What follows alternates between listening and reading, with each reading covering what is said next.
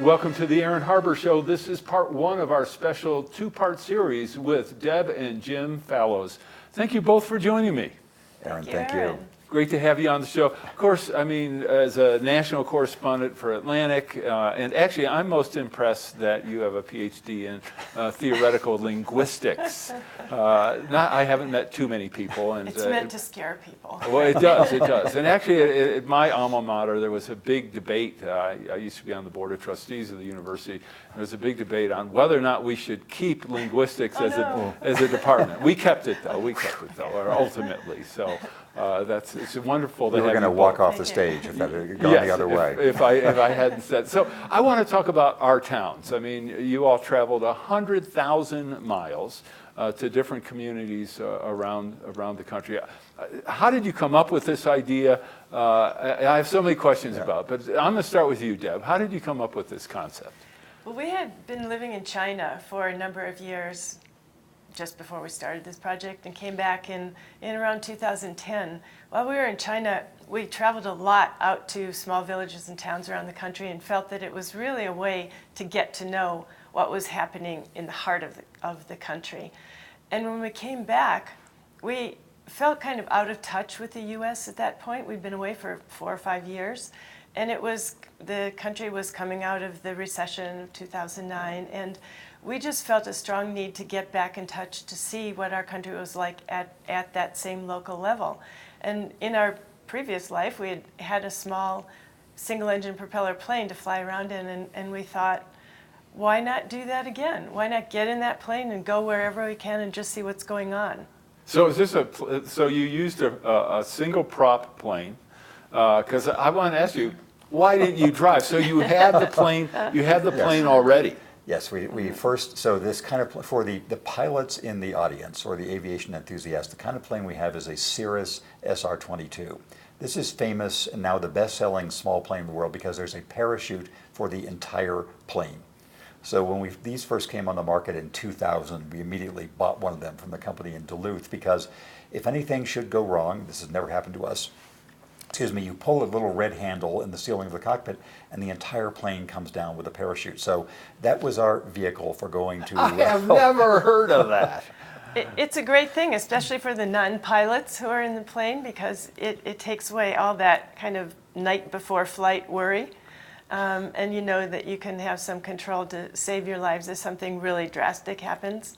It's a drastic move. You don't just do this, right? Yeah. You don't do it as a regular form of landing? No. Okay, well, the only pilot that I've spoken with about these issues actually has been Harrison Ford, who's a huge flying enthusiast. Yes. But I haven't, so I need to talk, I want to know if he knows about this, because this is such a great, why don't we have these on major airliners? Yes, well, the only reason they don't have them on major airliners, they could, is that airliners are so safe that it's just not worth the weight and the bother of having a parachute. Small planes are not that safe, and so this is a way to make them safer.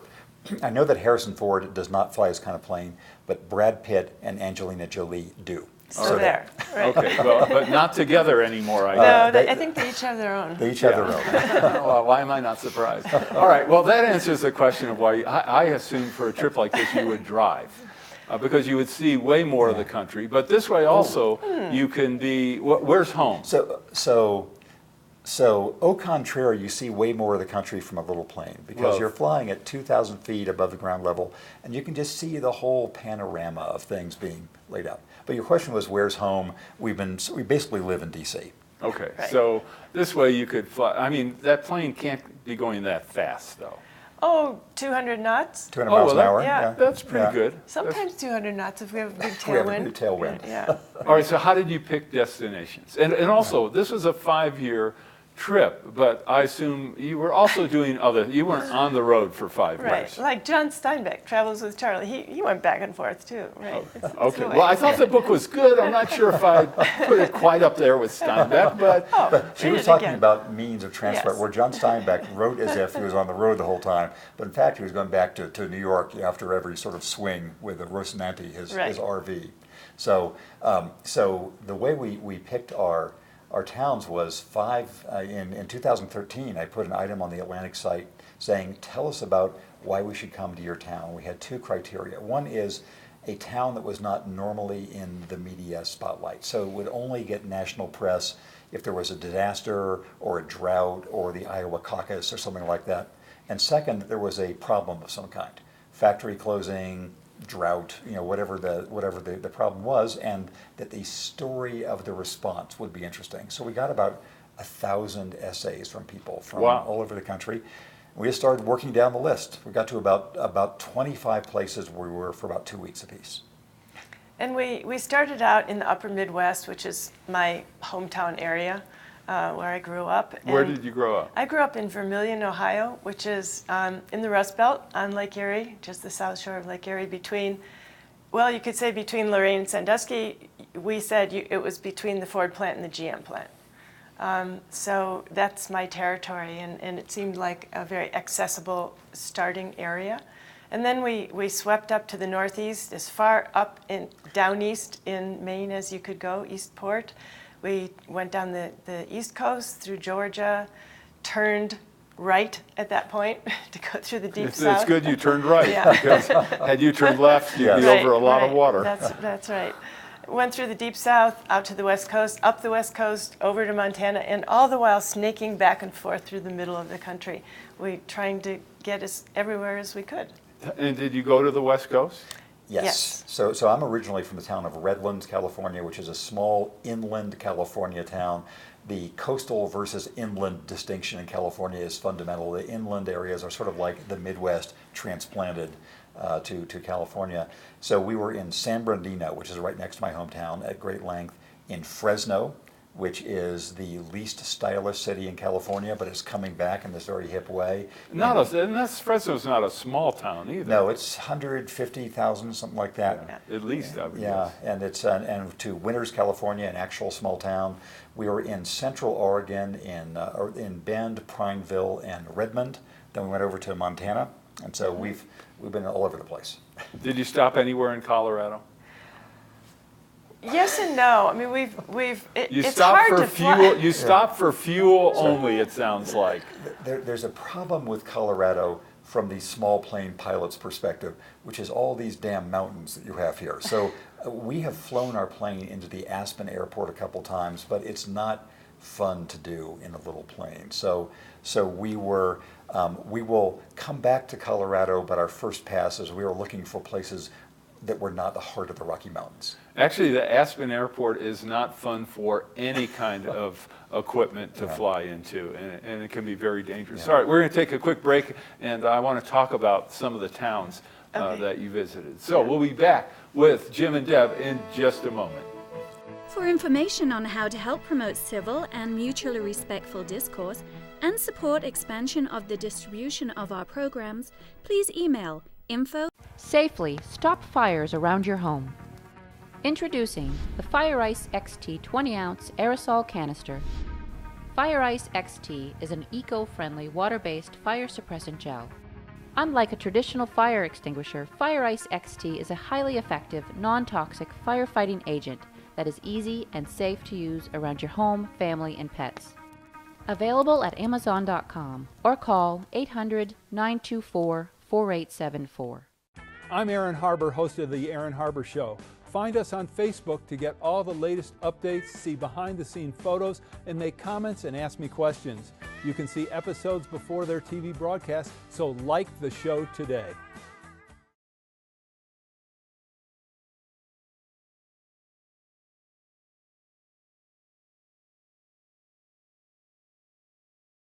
Hi, I'm Aaron Harber, host of The Aaron Harber Show. Because I've never done endorsements or commercials, people ask how are our programs funded, especially because we provide them as a public service to all our broadcast outlets. It's expensive to produce our show, whether we do them here in Denver or go to places such as Aspen, Washington, D.C., or even Iraq.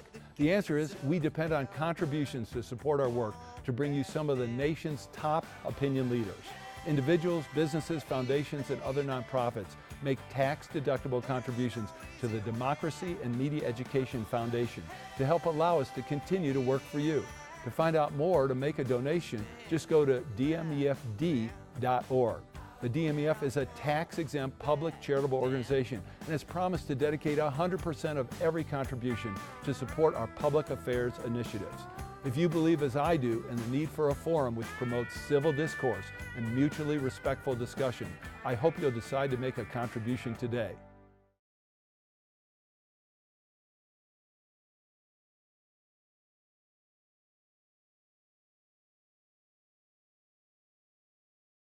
I'm Aaron Harber, host of The Aaron Harber Show. You can follow the show on Twitter for instant notification of new episodes, live event invitations, outtakes, and behind-the-scene photos. And tweet us your topic and guest suggestions today.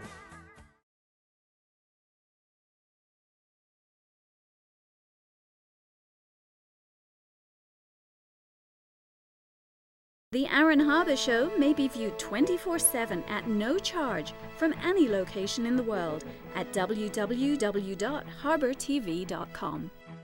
Welcome back to the show. This is part one of our special two-part series with Jim and Deb Fallows. So you visited all these communities. I want to hear about these communities, but I also want to ask you a question about, I'm assuming that in every community you visited, you were warmly welcomed, and I want you to tell me if I'm wrong about that, and that the difference really was only the degree of warmth. So Deb, tell me, is that true or not? I would say that's true. Yes, we were not run out of town anywhere. No, there weren't any demonstrators at any of these? No, we went in just like your aunt or uncle would go in, you know. Although I guess it was a little different. When our first stop on the first day we went to town usually was together. We'd go see what we called the usual suspects, maybe somebody in the city government, somebody connected with the schools, the librarian, economic development people, just to say, hey, what's going on in this town? What should we know about? Who are the people we should talk to? What schools should we visit? And then we would fan out separately for the rest of our time there, a couple weeks usually. Jim would talk about economic development, finance of the town, startup industries, what happened in the economic history of the town, politics, and I would go to the schools, the libraries, the YMCAs, and swim, find out what was the human part of the town going on, and and then we'd meet up at the end of each day and go to a brew pub or someplace and hang out and talk to people as well. And okay, so you went to the Y and swam? Yes. So you stayed in shape, and what was your, come on Jim, what was your excuse? I would run, I would go to the brew pub. So Deb is one of the world's great swimmers. I mean, no joke. So wherever we went, you would go to a pool, you'd try to find some lane where there'd be 20-year-olds, so you could just sort of swim past them. And, so yes, I would go for runs or use the workout machine. So Deb is in better shape than I am in all ways. Are we talking to like an Olympic swimmer here or something? No, or collegiate? Wannabe, right? But really, I mean, everybody has something that they like to do. Well, most people for sports or exercise, and the Ys are amazing because every town has one, and you don't normally rub shoulders, literally like you do in the Y, with people you don't know and you might not otherwise meet. You know, it offers you a completely different view into the town. And you see, are there groups of kids learning to swim? Are there old people doing water exercises? Do they have candy? Do they have a day fee to pay? It was Cedar Rapids, no, it was Rapid City, South Dakota. I went to a YMCA, brand new YMCA, and it was about 4:30 in the afternoon, and said, gee, can I come in and swim? And she said, sure, $5, and then looked at her watch and said, you're not going to have enough time to really enjoy this, so you just go in there, swim as fast as you can, do it for free, and then come back tomorrow if you want to spend more time and swim. You can pay your $5 then. So that was the kind of welcoming sentiment, not from just the public recreation centers, but a lot of the parts of the town that we went.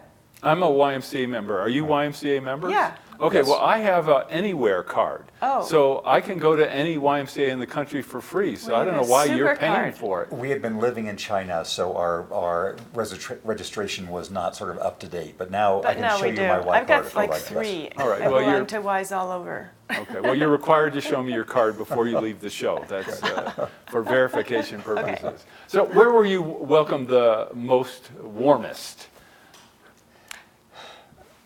I'm going to say Eastport, Maine. Yeah. This is population 1,400. So anybody comes to town, it's great. You know, you welcome them, and And you're expected to be part of the town pretty much even as a tourist or visitor. This town was, everybody participates in this town. We went to a production in their local theater of The Glass Menagerie, first of 4 visits we made. And we discovered that the ticket taker was also the editor of the newspaper. The stage manager was also the barista at the coffee shop and the nephrologist at the clinic. And she had just bought a new kennel for dogs for short-term stay. So, you know, you were kind of a slacker if you didn't have several major roles in that town.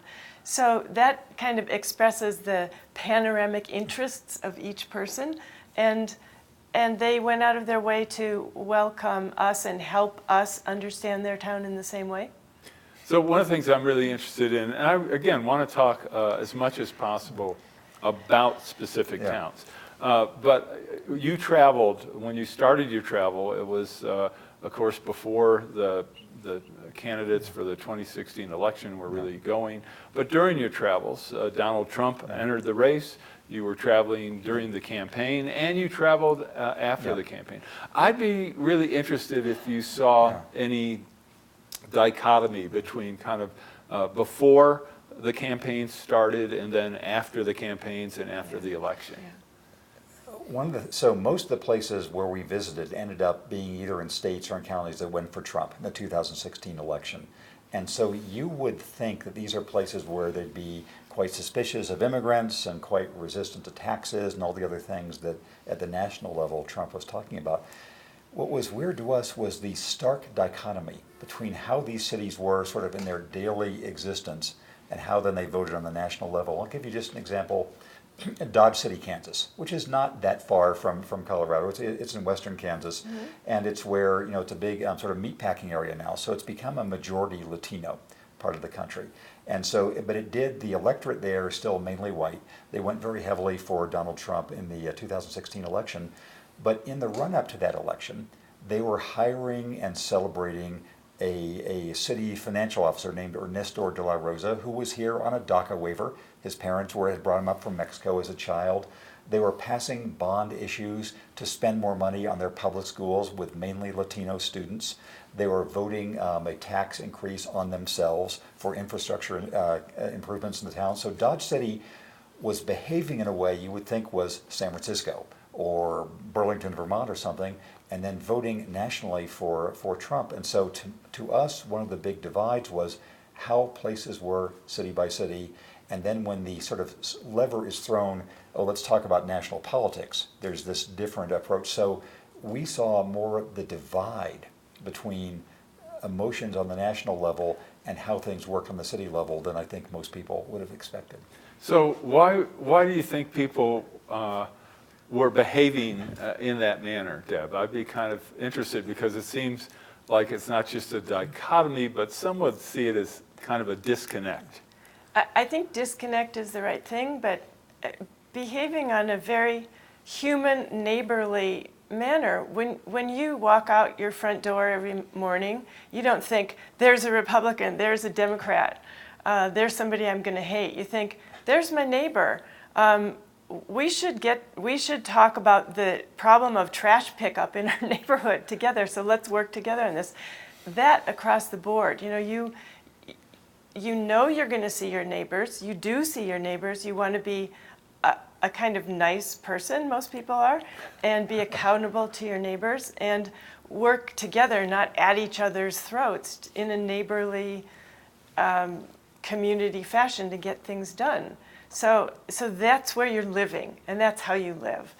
And when it comes to the national questions, the national government is far away, and it's inaccessible to people in a way that they can't have the same direct impact and gratification of their action the way they can in their small towns.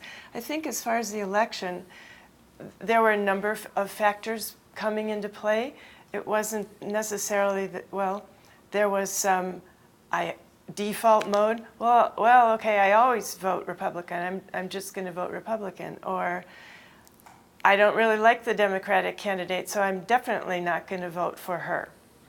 How else would you describe that disconnect? So again, the disconnect, the word you were saying, and Deb was echoing, really struck us, because if you ask people, as we never did, about national politics, suddenly you'd hear all the anger that you get on cable news.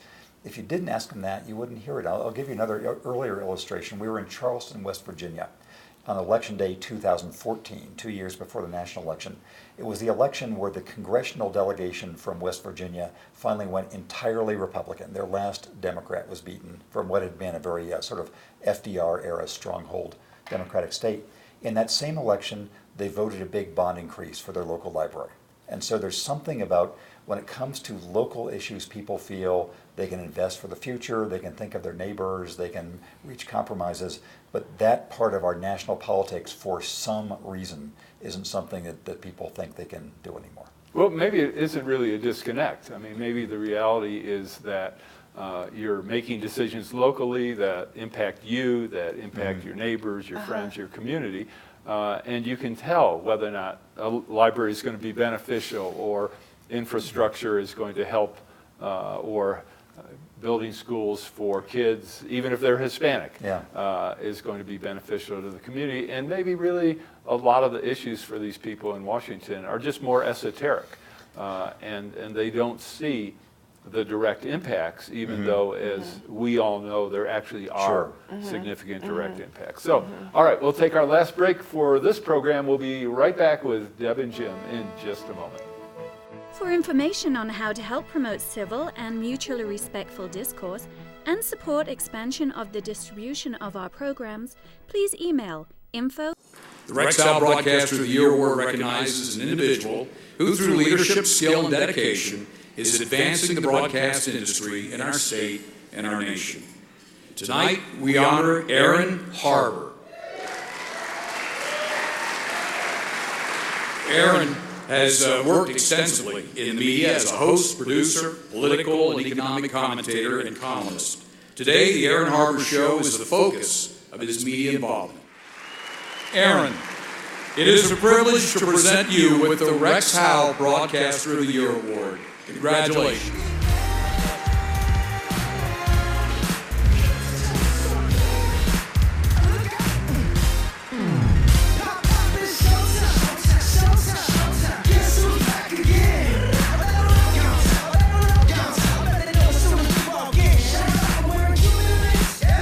Just make journalism great again.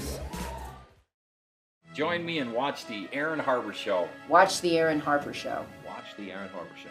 Watch the Aaron Harber Show. Watch the Aaron Harber Show. I'm Reverend Jesse Jackson. Watch the Aaron Harber Show and keep hope alive. The Aaron Harber Show may be viewed 24/7 at no charge from any location in the world at www.harbortv.com. Welcome back to the show. This is our final segment in part one of our two-part series with Deb and Jim Fallows. So I'm curious if after the election, and Trump's election, and during, I mean, you were traveling still during a little piece of his presidency. Did you notice any different? I mean, did people, what did you notice, if anything? Deb, I'm going to start with you. Definitely, we spend a lot of time by chance, in communities with a large number of refugees. Sioux Falls, South Dakota, Burlington, Vermont, Erie, Pennsylvania, and a lot of the migrant communities elsewhere in Kansas and so forth. And so I got in touch with all of my contacts in those towns about the big refugee populations there, like 10% of the people. And it was a big reaction, and it was a strong reaction, and they were trying to come to terms with what was going to happen now and what did this mean. To a place, the responses I got were, our phones are ringing off the hook here in Erie. People are calling to say, what can we do? How can we make sure that the refugees know that they are welcome here and we are on their side and that we need each other?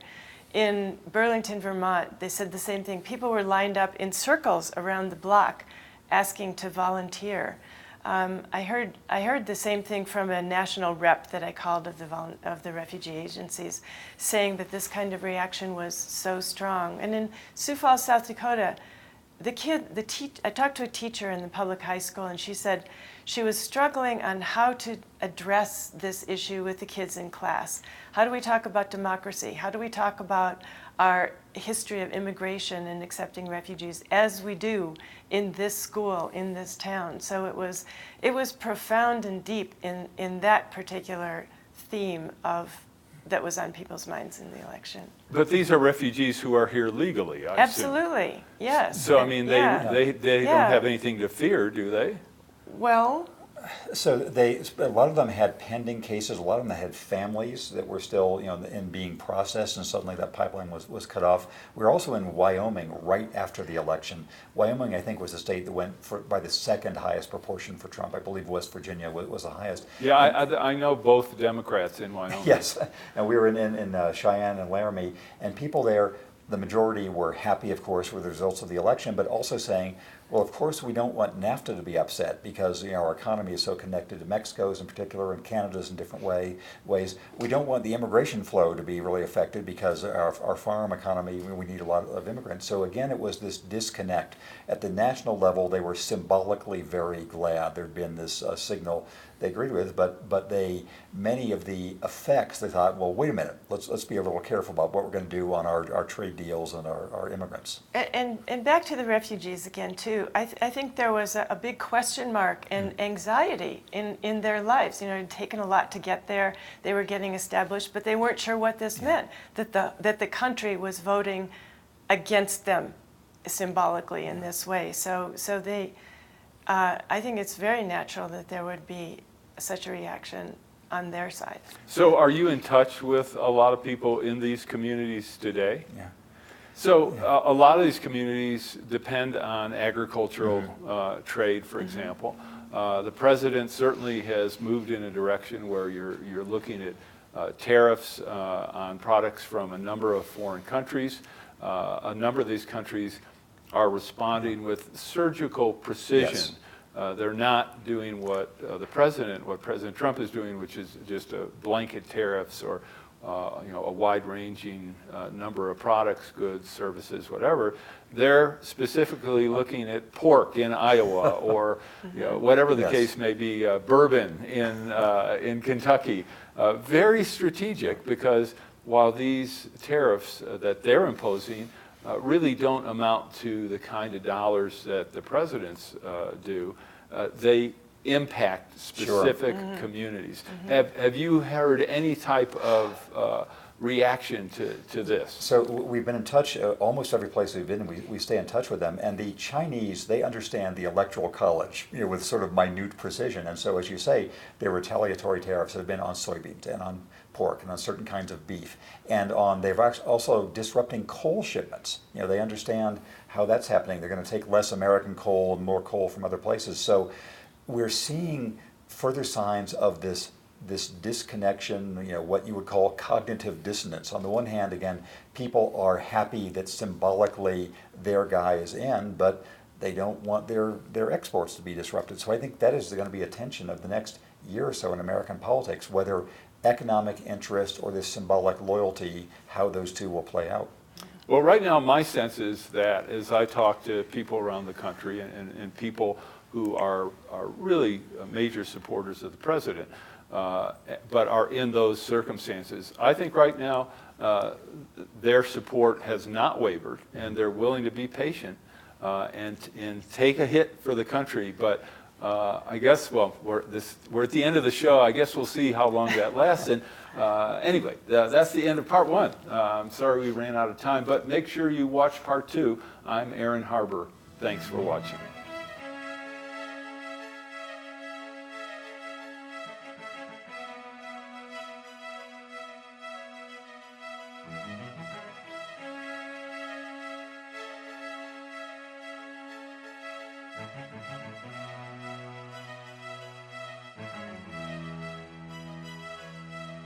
Please contact us. We want to hear from you. And thanks for watching.